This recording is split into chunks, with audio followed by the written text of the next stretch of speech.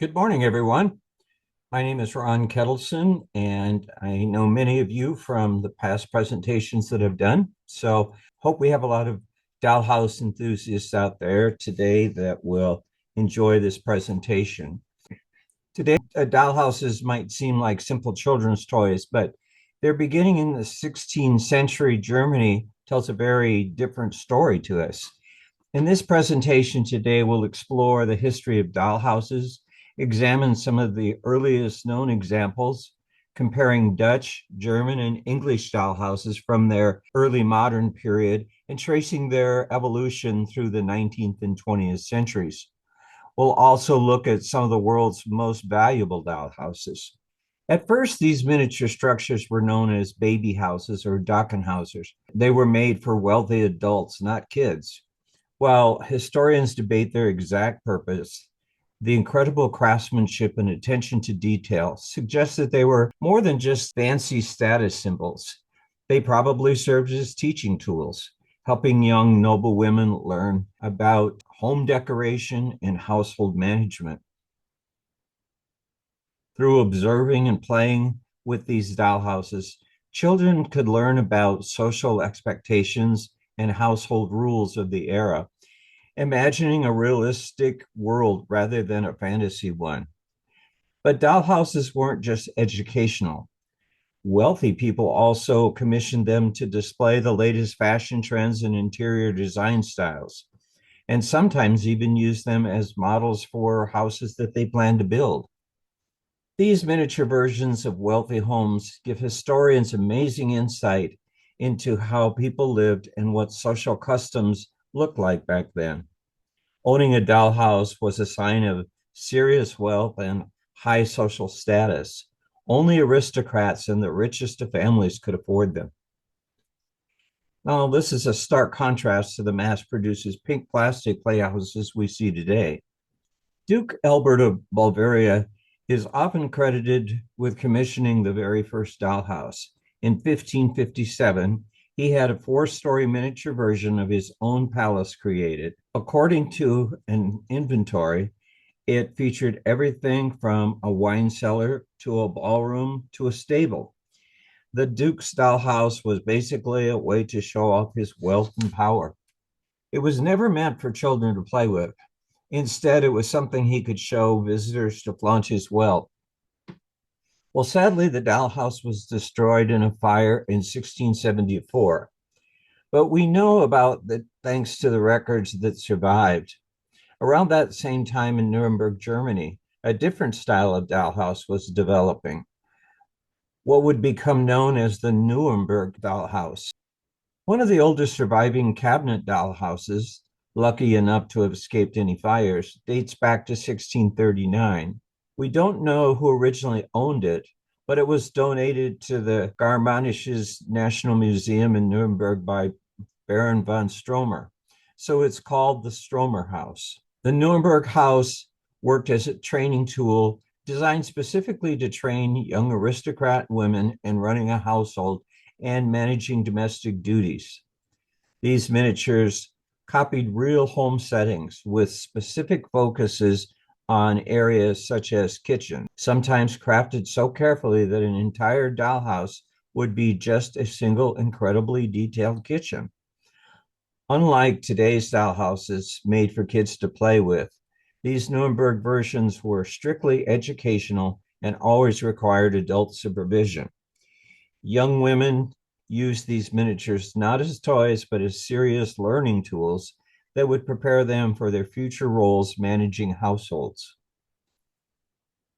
One of the earliest records of these Nuremberg dollhouses is from 1572, when the Electress of Saxony had two dollhouses made as Christmas gifts for her daughters.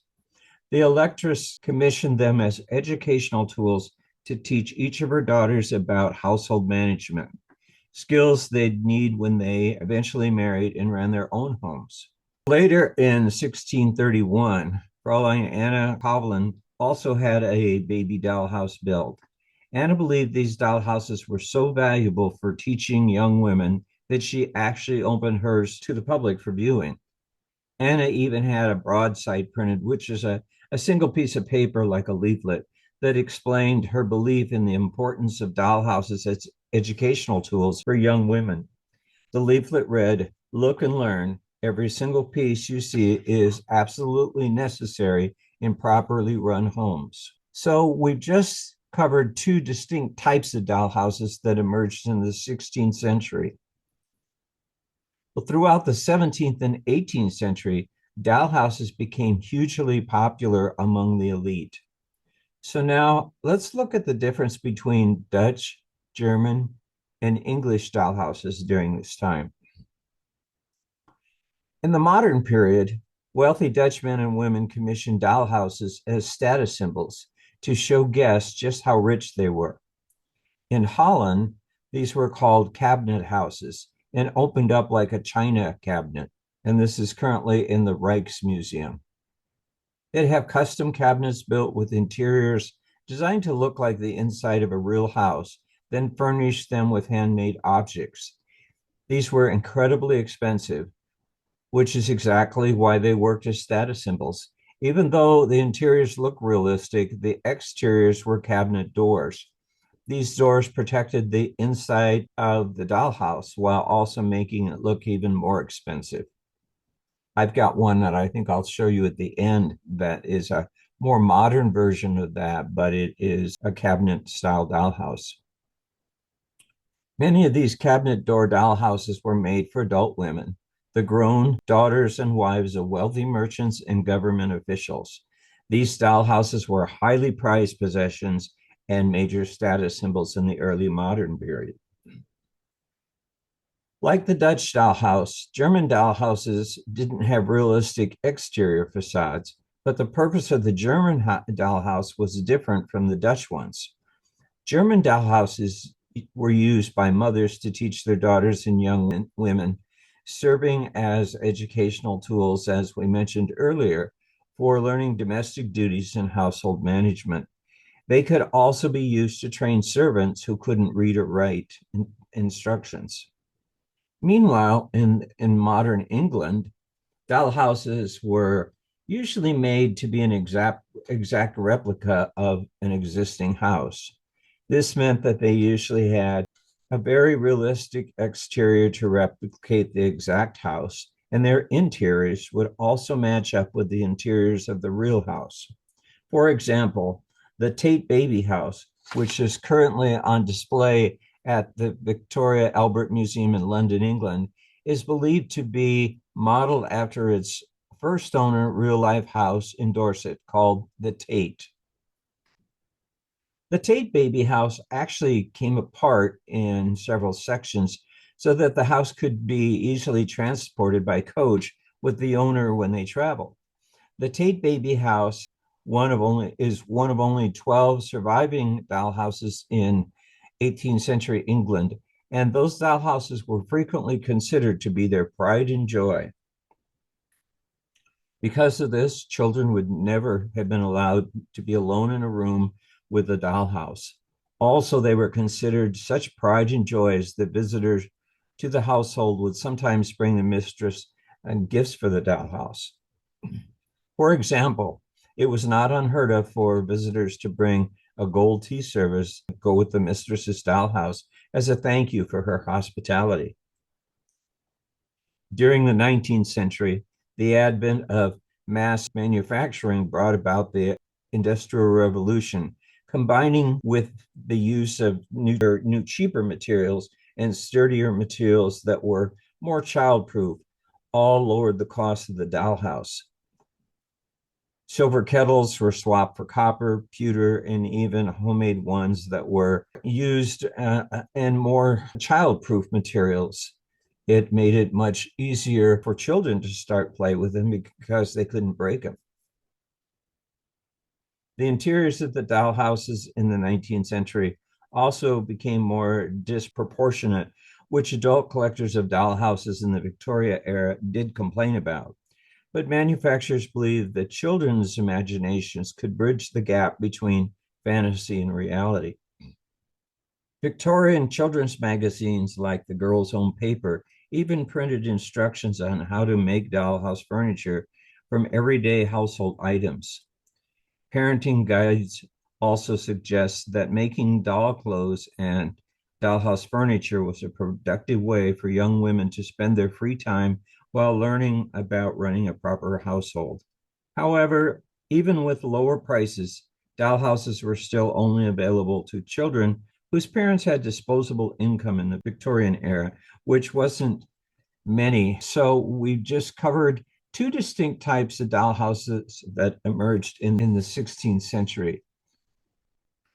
Well, the Lawland folding dollhouse from 1894 shows the key ideas that shaped toy manufacturing in the 20th century. Factory production appealed to middle-class families and easy shipping. The four hinged rooms and floors could fold flat into a box just 13 by 13 by 1 inch. The materials were lightweight, colored lithography, and paper glued to cardboard connected with red cloth hinges. Based in New York City, the company made toys in the late 1850s and dollhouses from 1875 into the early 20th century.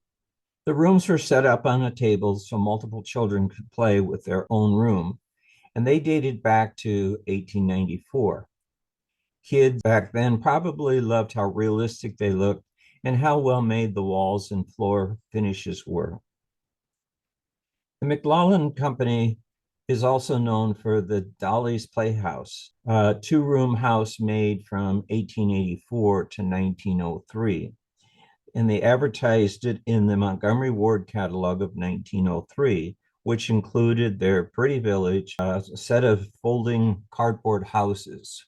There wasn't a sudden shift in dollhouse production in the early 1900s, but there was a growing trend toward mass production and distribution, with Germany leading the way until World War I disrupted things.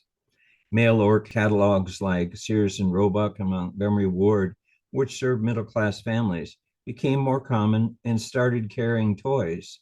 In the last 20 years of the 1800s, these catalogs featured more illustrations, and both quality and quantity really improved in the 1900s.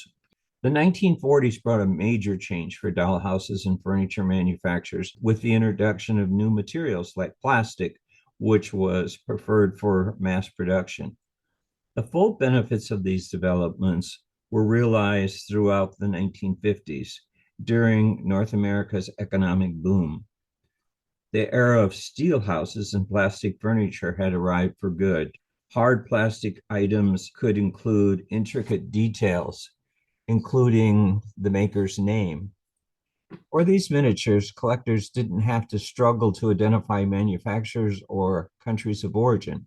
However, the ease of making molded plastic in factories also meant the end of individual variations, even though factory productions throughout the first half of the 20th century had already been aiming for identical copies.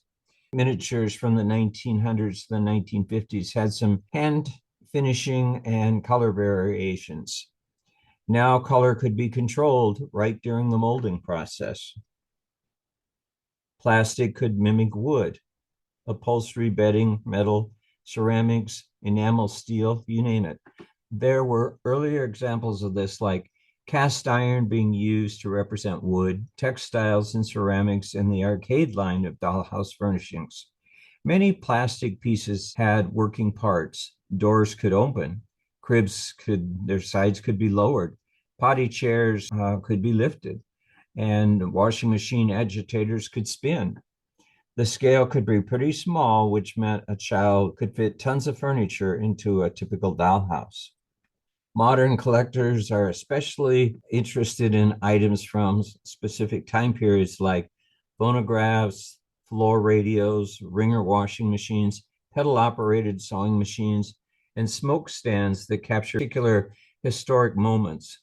On the flip side, some elements are fascinating because they've barely changed over time, especially bathroom fixtures.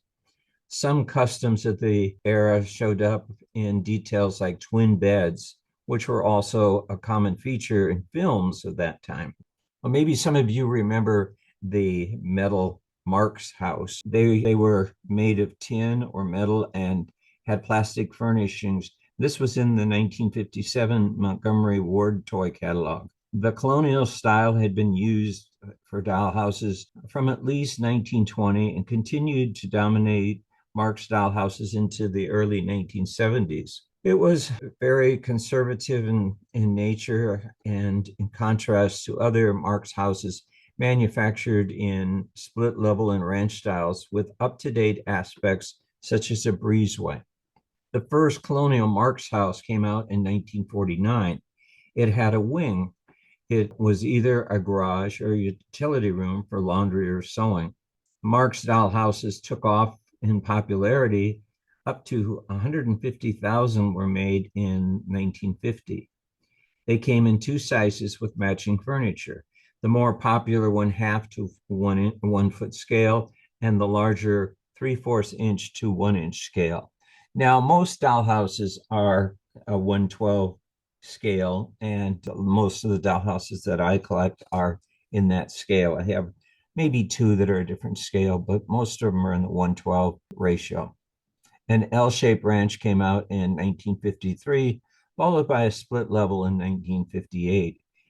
And interestingly enough, in the early 1960s, they briefly sold a dollhouse that had a bomb shelter with it. In some ways, the six-sided one-story steel dollhouses by the Eagle Company of Montreal, Canada, was more advanced than Marx's popular colonial houses. Eagle also made traditional colonial and Georgia Revival houses as well. These pictures show the earlier version, a later panorama house with bilingual packaging. Different colors and decor were also produced. Both came with small plastic furniture, but this one is furnished with various American and British plastic, wood, and upholstered pieces from the 1950s and 60s. And this is in a 1/16 scale. A matching garage by Eagle was also available for an additional cost. Collectors wishing to enhance the metal walls can utilize magnetic strips from craft stores, and they would cut it to size and adhere objects to it that could be repositioned on the walls without harming the original finishes. The entrance hall connects to each room: a kitchen, a bedroom, a bathroom, a living room, and a dining room, through angled walls that converge towards a central space. Several rooms open completely into this core area, exemplifying the open floor plan concept prevalent in modern residential design. The circular fiberboard base rotates on a small wheel, allowing different rooms to face forward, though this feature works more effectively when the entire house is mounted onto a turntable. One version of the house has six-sided skylights, which was covered in a solid flat piece. They later made it into a clear plastic dome, and it was a dome that's shown on the box with one of the panoramic versions. Another had a solid flat cover. A choice between modern and good old colonial was also given in the 1960s from the Mazda Company in Skokie, Illinois, offering a dramatic contemporary design in wood, which is on the top left, by Strombecker. Began to make dollhouse furniture in 1931.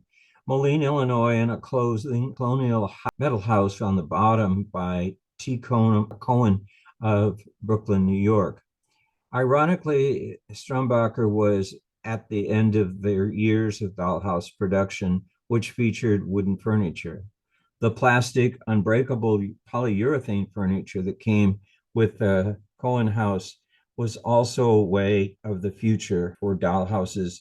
Cohen also offered a split level dollhouse with a swimming pool and family. The split level was a middle choice between the old-fashioned but safe colonial and the modern but daring styles offered by Strombecker.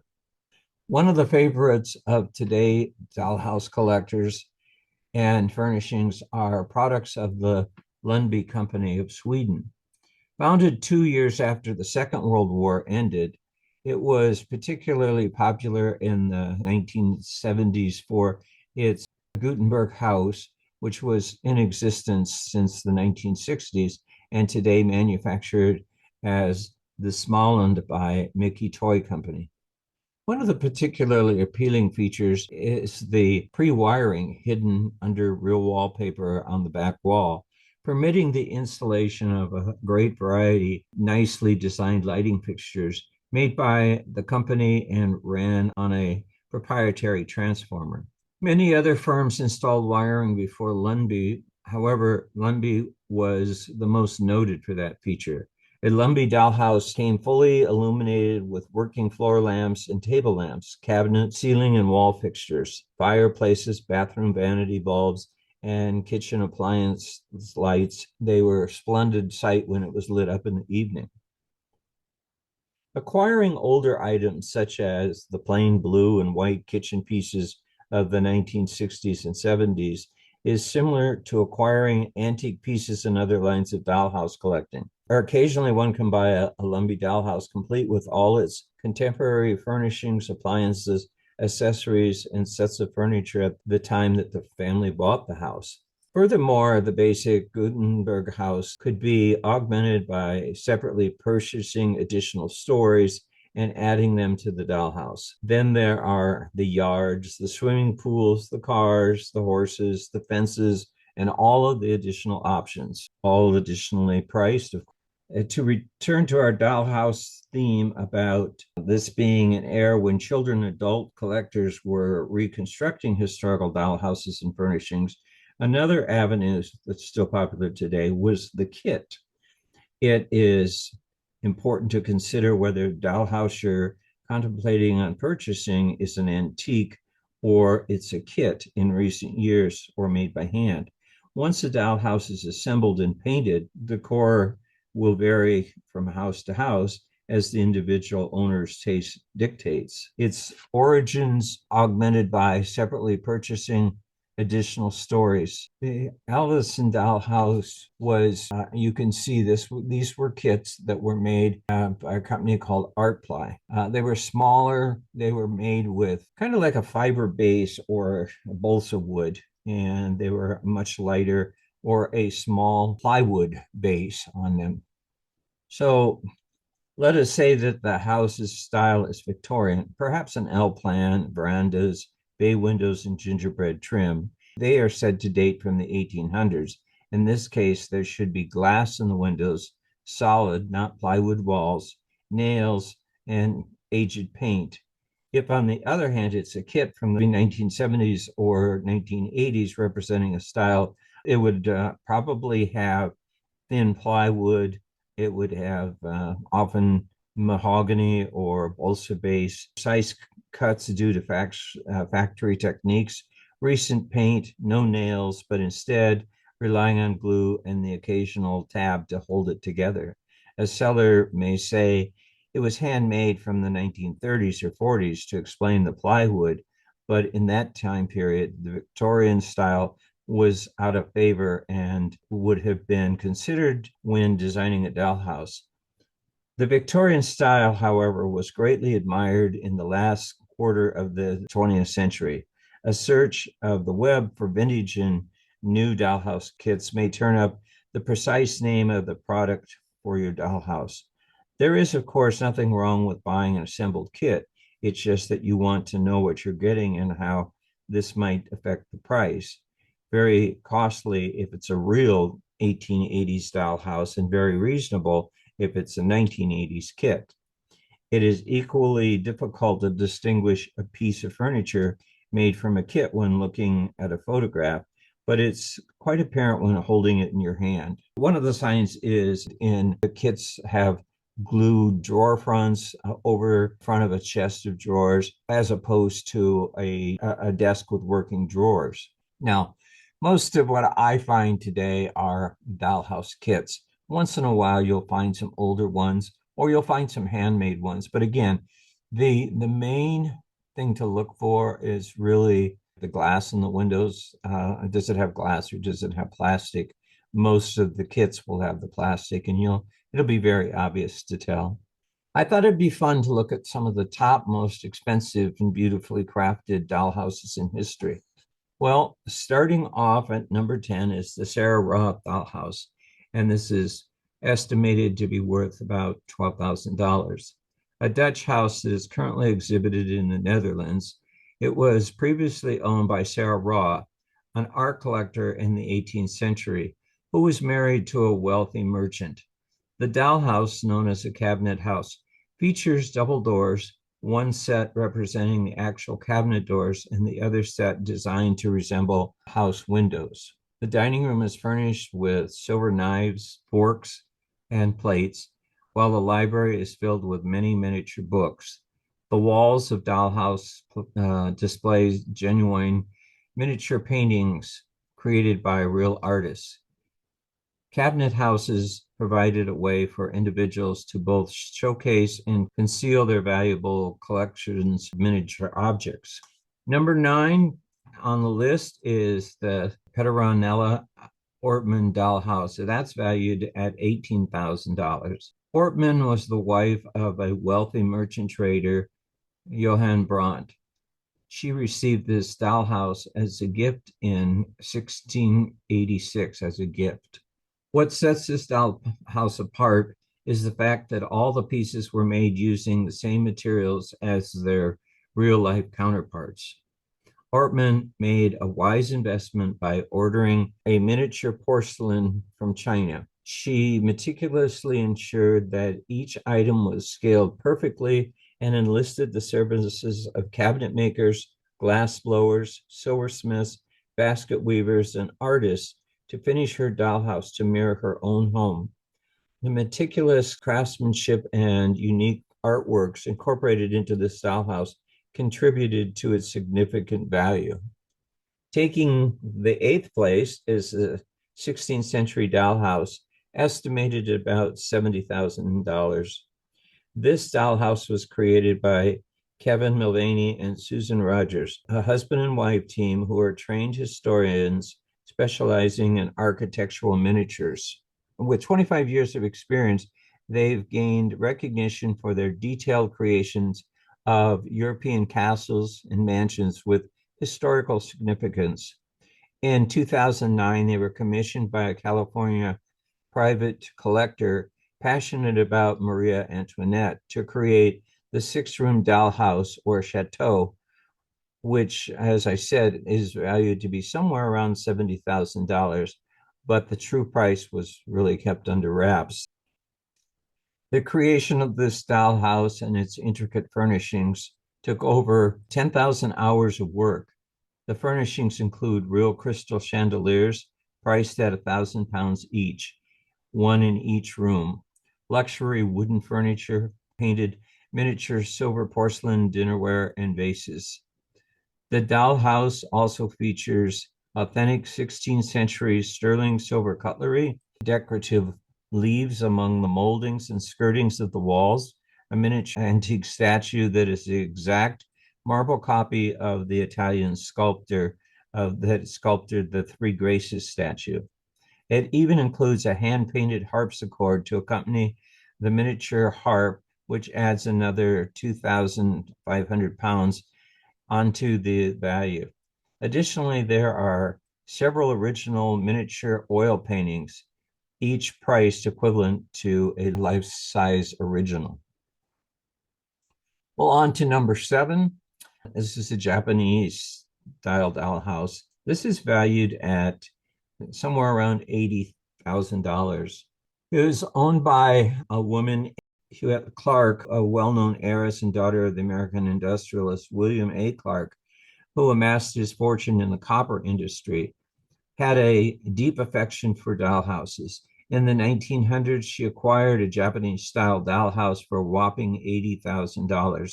Interestingly, she had to seek permission from the Japanese government to utilize a special type of cedar that was typically reserved for constructing imperial edifices.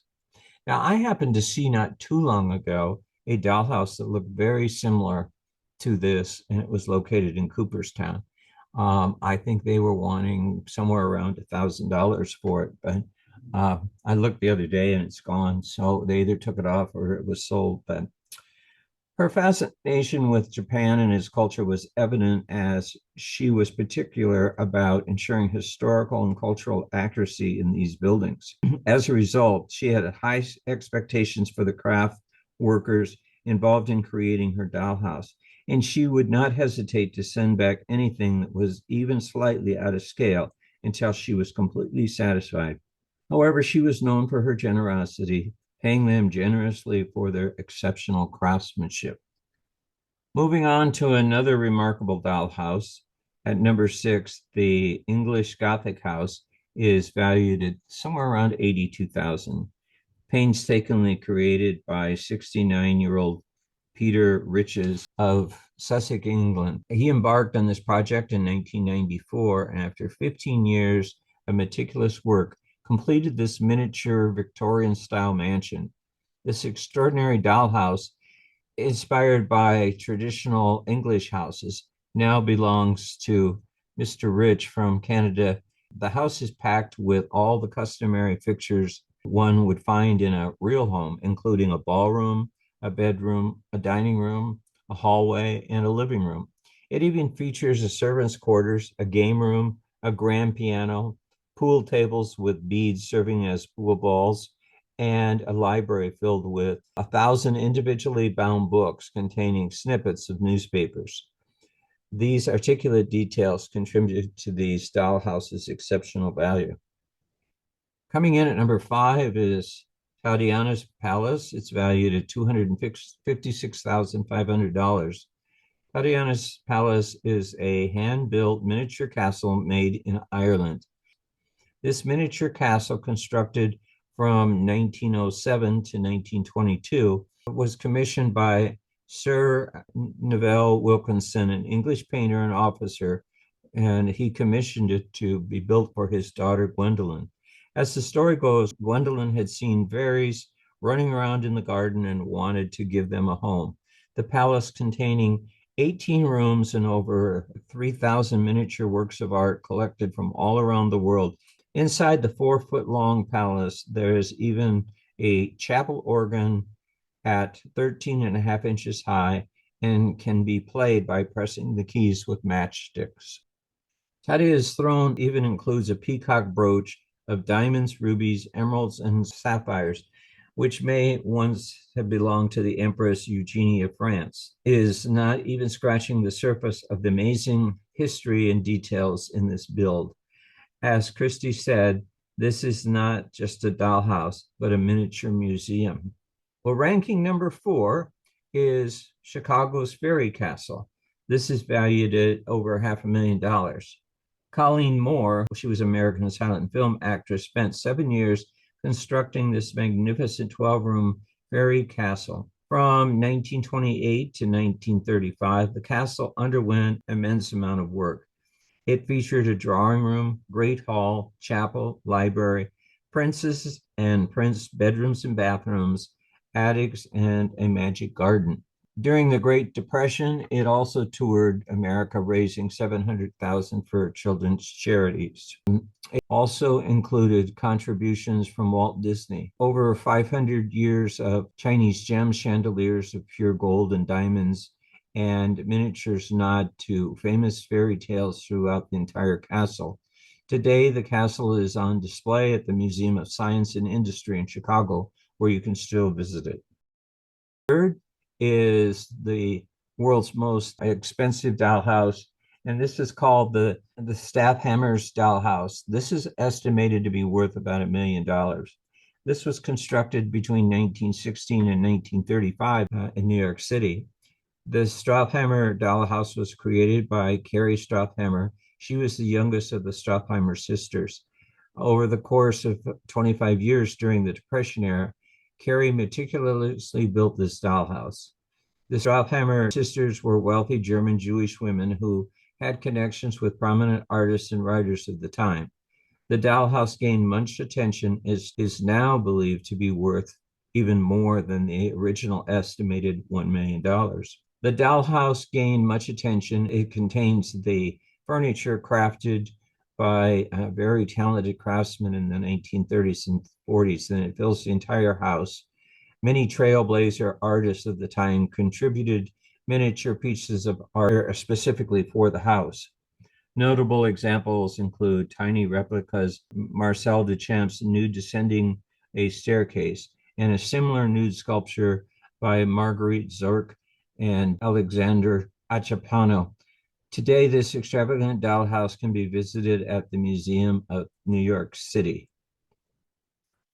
Taking second place as the most expensive dollhouse is the Astolat dollhouse, valued at $8.5 million. This house was meticulously constructed by Colorado miniaturist Elaine Dahl over a span of 13 years from 1974 to 1987. This extraordinary dollhouse showcases over 100,000 exquisite handcrafted pieces, each crafted by skilled artisans and miniaturists around the globe. Dahl's attention to detail is evident in the use of the 1:12 scale, which lends a striking realistic appearance to the interior when photographed. The Astolat dollhouse boasts lavish furnished arrays featuring gold frame mirrors, mosaic wood floors, marble bathroom, opulent gold chandeliers, original miniature oil paintings, and miniature portraits. Its library is adorned with meticulously crafted miniature books, while a wine cellar and its fireplace, leading to a wizard's tower with telescoping and astrological signs, add an enchanting touch. Adding to its allure is the lighting system, which illuminates every corner of the dollhouse and automatically adjusts to simulate different times of day.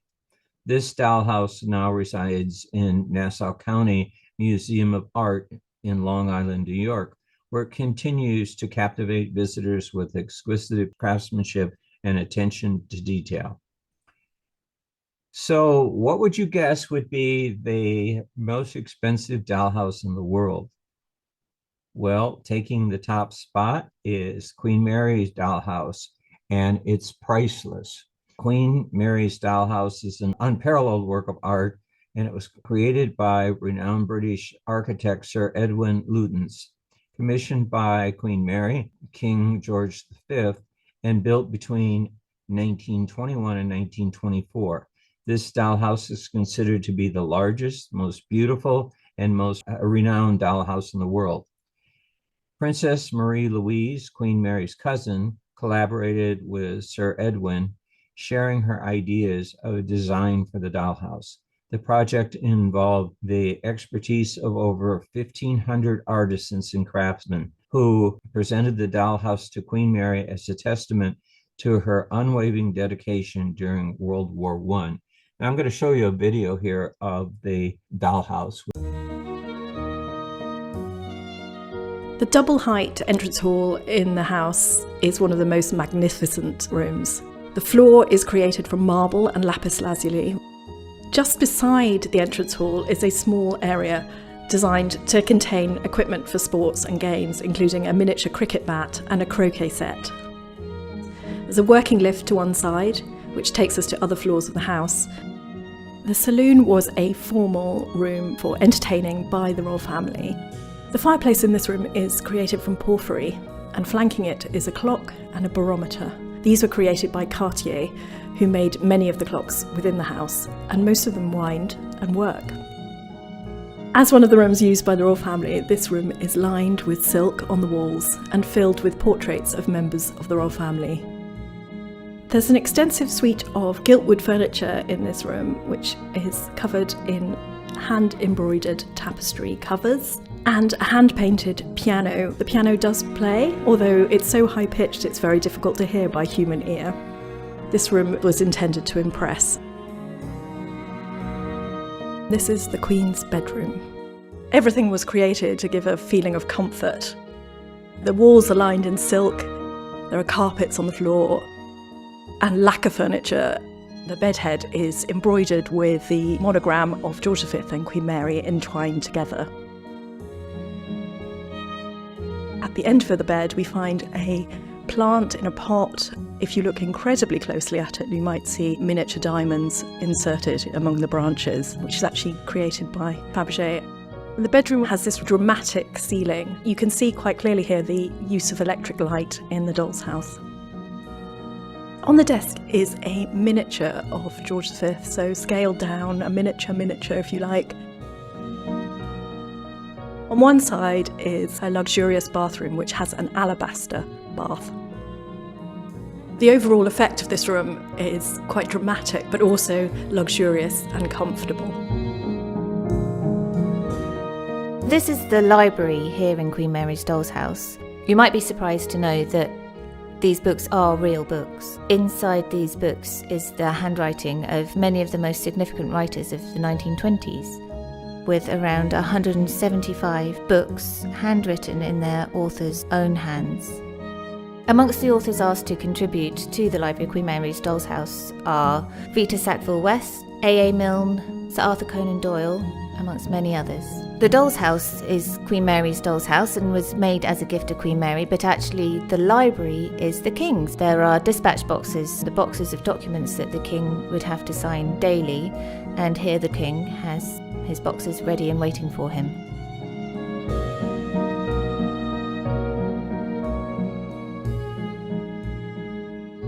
As a time capsule of the literature of the 1920s, the Doll's House Library cannot be surpassed.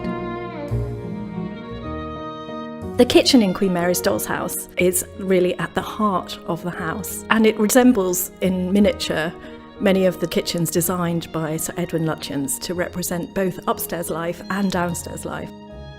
One of the fascinating things about the Doll's House is that real food was supplied for the kitchens. So on the table we can see some jars of jam, and they contain real jam.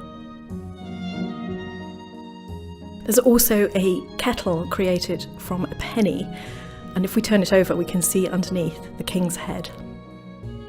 The floor in the kitchen is created from 2,000 individual wooden tiles, but nearer the ranges it turns to slate, and this was because it was much easier to sweep.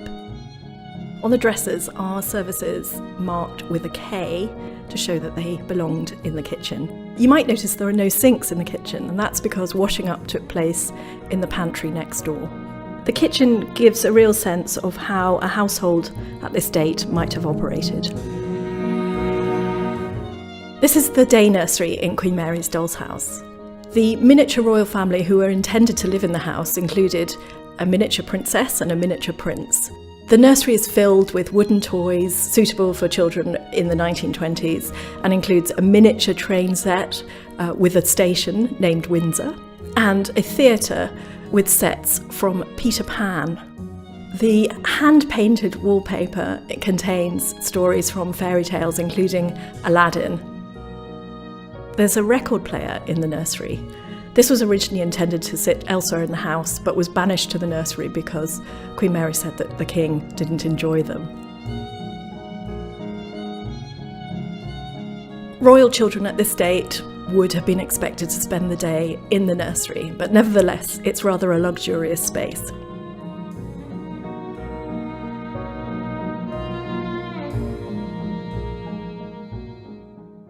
Well, dollhouses continue to be a beloved form of miniature art and are enjoyed by people of all ages. So whether you're a serious collector, a hobbyist, or just enjoy the whimsy of the miniature world, there's something magical about the world of dollhouses. So I'm going to go ahead and show you some of the dollhouses that we have. We have about close to 50 some dollhouses. We've got them, but they're not on display yet. We bought them at various times, or they were donated to us. And our intent is to put in a dollhouse museum. So I'm going to show you some of the dollhouses. Some of these are either owned by the Historical Society, or I personally own them, or I also have a friend in Cooperstown. So this is the one of a friend of mine. She's 95 years old. She's from the Reynolds family. She lives in Cooperstown, and she has created this dollhouse. It is the cabinet style, and she had an artist come in and paint the outside. And as you stand on the outside, she had it created as though you could look in. And then when you open it up, You can see all of the different floors. And she has had characters created to resemble her family. And on the walls, there's actually portraits of some of the family. But it's an amazing piece. It's all lit up. It's got electric. I actually did the electrical work for her and getting the stuff, but beautiful piece. And she has, you can see a little bit closer some of the more of the interior here. And this is another one that she has. This one is about almost 8 feet long. And this takes up an entire room. These are some photos of the inside of the dollhouse, but she's created stories that go with it. She's published a book, and it's kind of fun to read it and see the story of all of the people that lived in this house. This house was donated to us by somebody here, Sharon Springs. It was donated by the daughter of Beulah Wade, and it was originally a dollhouse by Mrs. Fred Bonsall, a former resident here, Sharon Springs, and it was actually made by Mrs. Bonsall's uncle, and when she was a small child, and it's well over 100 years, but it has original wallpaper, paint, and lace on the windows. We haven't really done anything with it, but that's kind of what the inside looks like. And we have a lot more furniture as well. Now, here's a few other dollhouses that we have. I have a friend who is the Anheuser-Busch heiress, and she lives in, she's got 8 homes, but she's got 3 of them here in New York. And she has 150 dollhouses. We always joke about it because she's trying to get my 50 to make hers 200, but she's got quite an amazing collection, and she has them in all of her homes. If you go in there into her home, every room almost has a dollhouse in it, but she's got houses that are just completely full of dollhouses. She has an estate called Mirador in Virginia, and I think that there are, 6 houses on that estate, and every house is packed full of dollhouses. Now you can see these, this is a kit. You usually can tell a kit because of the more modern shingles, and this would have plastic windows. These are some that I have, the general store. That's kind of a cute one. And again, just different styles. The one on the left is a kit. The one on the right is actually custom built. This one was, we have to work on this, but this one was a dollhouse that was made by a man here in Sharon Springs. They come in, as you can see, all different styles from Victorian to colonial, and you can make whatever style you want. Now, my friend in Virginia, she has 2 entire rooms that are dedicated just to work on dollhouses, but she also has one woman that does nothing but work full time for her restoring these dollhouses. So it's really amazing. Now, this is a little bit larger scale. This was an original, you can tell by the older wood on it, but this is an original, probably an late 1800s dollhouse that was built by somebody local. This one was in Madison. I remember we picked it up there. Here's one that I have, really cute because it's a post office on one side and it's a ice cream shop on the other side. This actually won some awards for, I think there was a dollhouse competition not too long ago, and this dollhouse won. There's another kind of a country style. This is actually a kit. Now, this was an original, and this is quite an old one. Dollhouses can be, especially this one, can be very heavy. They're made with real wood and not balsa wood, which is very lightweight. They can be very big, very large, very heavy. Here's another big one that, again, is very heavy. Some of these will open on the, they put hinges on them, so you can maybe open the the front, or you can open a side and they will be in so you can get inside to play with them. Here's two more. The one on the right is one I got not too terribly long ago. This is a kit. The one on the left is an original. And again, you can kind of tell by the materials that they're made with. When I say original, I mean not a kit. This was a large one that I got in Boston Spa. I need to fix the window on it, but it's very large, as you can see. It's almost 8 foot long, and it's because that's on an 8 foot table, and it's very large. Here's another one that I have. You can get these country style homes, and what's fun about these is if you're creative, you can make any additions to them that you want. I've seen some very elaborate additions made to them. This is just a small one I have. A lot of these are stored at the Roseboro in the front lobby. People walk in and go, oh my gosh, look at how many dollhouses are in here. The whole front lobby entirely full of dollhouses. And what used to be the tea room also has dollhouses in there. There's another one. This was a kit. This was obviously done by a kid or something because the paint is pretty rough on it and needs to be fixed. There's a very elaborate one. This is on a board. It's very big, very large, and very heavy. You can get some ugly color combinations. Some people were really, when they painted them, I wonder what they were thinking. But yeah, here's another one. It's just a colonial house. And what's fun about these too is that you can paint them any way you want. And sometimes they'll paint the shingles on top, and sometimes they'll paint the shutters to match front door.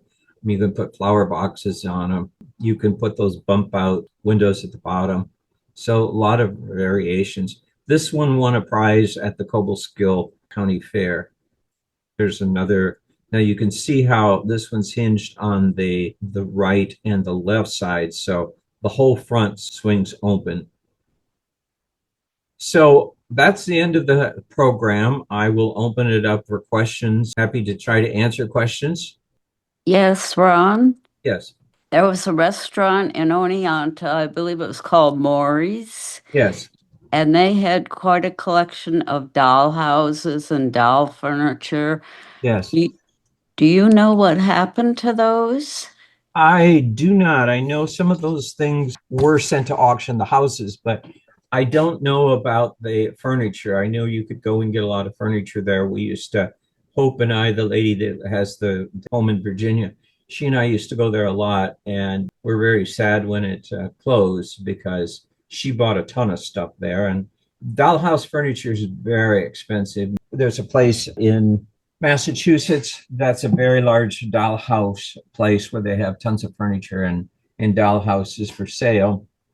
And there's a place in New York City, but there's very few actual stores anymore like that where you can go. Most of what you get today, you have to get online. There's a number of websites that feature dollhouse furnishings and the materials to build them. So let's say you want to get on this particular house, you see how the dormers at the top have the rounded piece. You just order that whole dormer, glue it on. And also, I remember being in London and seeing the Queen Mary's Dollhouse. So that was a real high point. Oh, wonderful. It is just unbelievable. One of the dollhouses that I have is, well, it's a copy of what's on exhibit at the Smithsonian Institute. And it's quite a large dollhouse, and the front steps come off. I didn't put a picture in here because it needs a little bit of work, but I can't remember where I should have wrote down where these came from, but some of these were people just like their grandfather might have built it for them, and then they had it as a kid, but they don't have any grandkids, or they just want it to go to a place that's going to take care of it and show it, put it on exhibit. And so I actually had one on the way to Jefferson. A lady called me up and she said she had a very large dollhouse. She had heard that I collect them, and so she called me up and said, I'd like to donate this because I just want it on display. So I went down there a few months back and got it. It was a very large dollhouse, and it was up on the top floor. I had to take another man with me, and we had one heck of a time getting that down those. It was a very narrow staircase in the house, and we had to just, I mean, it was a good thing it was put together well because we had to twist it and turn it and to get it down. So we got it down, and but yeah, a lot of people just want them to be cared for and displayed. And like the Von Saul one that was donated by Beulah Wade's daughter, that was one that very old, and she thought it would be great if it was on display. That one is currently at our museum. With the museum that we're in process of building, the whole top floor, it's a huge building, and I want to put the Dollhouse Museum on the top floor. Are they on display anywhere now other than the Roseboro? No, I did put them all on display a year ago, I guess. We had an event in the Roseboro Ballroom, and I put them all around the outside edges so people could see what we had. And we probably have doubled the amount since then, but Wow. yeah. Yeah. Well, thank you very much. This was fascinating. Oh, good, good. I'm glad. I'm glad that you enjoyed it. Any other questions or thoughts? On behalf of the class, I'd like to thank you for a lovely, enchanting presentation. It's been delightful. Thank you. Well, good. Thank you so much. And I hope everybody enjoyed it and have a good afternoon.